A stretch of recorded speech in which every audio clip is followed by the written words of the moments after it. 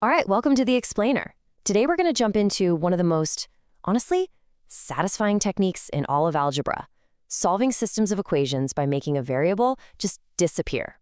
It's a really powerful method called elimination, and we're going to break it all down.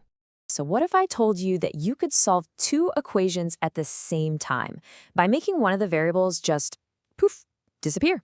It sounds a little bit like a magic trick, doesn't it? But it's a core algebraic move, and by the end of this, you'll know exactly how to do it. So here's our game plan. We'll start with the secret behind this math magic. Then we'll walk through the 3 key steps with a couple of good examples. After that, we'll look at some common traps you definitely want to avoid. And finally, we'll see how this classroom concept actually connects to the real world. Okay, so what is the secret behind making a variable vanish into thin air? It's not some crazy complex theorem. The entire method, this whole magic trick, is built on one of the most basic ideas in math, the power of opposites. It's actually super simple, right? If you've got a positive term, say plus 3y, and you go ahead and add its perfect opposite, negative 3y, what happens? Boom! They cancel each other out. They just become 0. And that right there is the little engine that drives this whole elimination process. So we take that simple idea and we scale it up to entire equations. We call it the vertical drop. You literally just stack 2 equations on top of each other, and if you've got a pair of opposites, like that plus 3y and minus 3y we see here, you just add everything straight down. Bam! The opposites are gone, and you're left with a way, way simpler equation. This is how we get from 2 variables down to 1.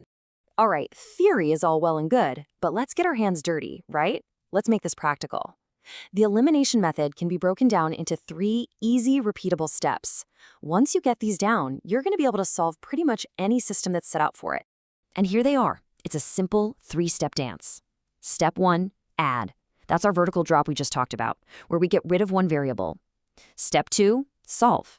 You take that new, much easier equation and just solve it. And finally, step 3, plug back in.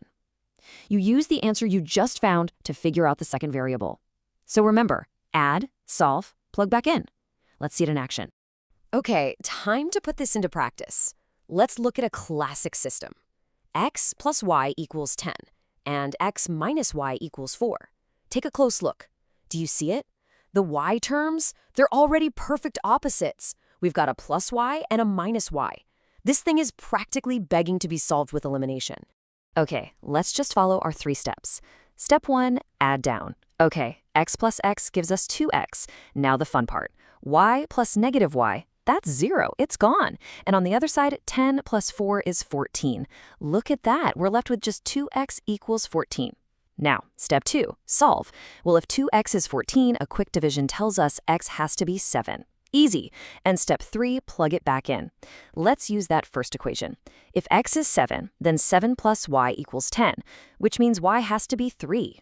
And just like that, we've got it. The solution is the point where these 2 lines meet, 7, 3. So simple, so clean. That's why I love this method. All right, you ready for another one? Let's do it. This time, have a look at the x terms. We've got a positive 3x and a negative 3x. Aha! There are opposites this time, so we know exactly what's about to disappear. Let's run the exact same play. Step 1, add down. The 3x and negative 3x, gone. Then 2y plus 5y gives us 7y. And 11 plus 10 is 21. Our brand new equation is just 7y equals 21. Step 2, solve. If 7y is 21, y is obviously 3. Now for step 3, plug it back in. Let's use that first equation again. So 3x plus 2 times 3 equals 11. Okay, that's 3x plus 6 equals 11. We subtract 6 from both sides, and we get 3x equals 5. And that just means x is 5/3. And hey, don't ever be scared of fractions. They show up all the time, and they are totally fine answers. So there you have it. Our final solution for this system is the coordinate point 5/3, 3. See? The same 3 steps worked like a charm, even with a fraction. Okay, so now you've got this awesome math superpower. But every superhero has their kryptonite, right?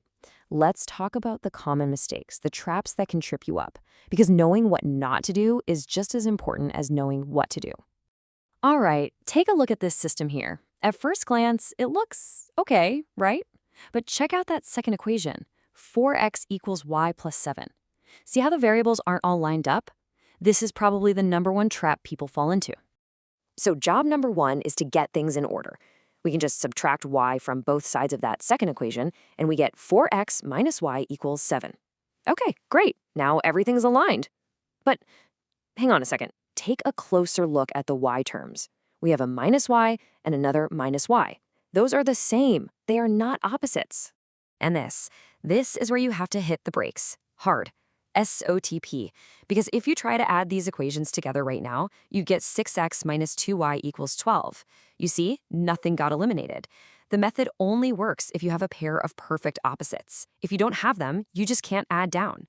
This is the single most important check you have to make before you start. So just to wrap up the pitfalls, remember these two things. First, always make sure your x's are under x's and your y's are under y's before you do anything. And second, and you'd be surprised how often this happens, don't forget to add the numbers on the right side of the equal sign. It's so easy to get focused on the variables that you just forget about the constants over there. Okay, so why are we even learning this? Is this just some random trick for an algebra test? No way. This way of thinking, this idea of systematically eliminating variables to get to an answer, it's used in some really amazing and important fields. I mean, take chemistry. When a scientist is balancing a chemical equation, like turning hydrogen and oxygen into water, what they're really doing is solving a system of equations. They have to make sure the number of atoms for each element is the same on both sides of that little arrow. And the logic they use to isolate and solve for those unknown amounts, it is the exact same logic we just used in the elimination method. So I want to leave you with this thought. The elimination method, it's really more than just a math procedure. It's a whole problem-solving mindset. It's about looking at something complex, identifying the one piece you can remove to make it simpler, and then solving what's left. So now that you know the trick, what other complex problems, in school, at work, or hey, even in life, could be simplified if you just found the right thing to eliminate?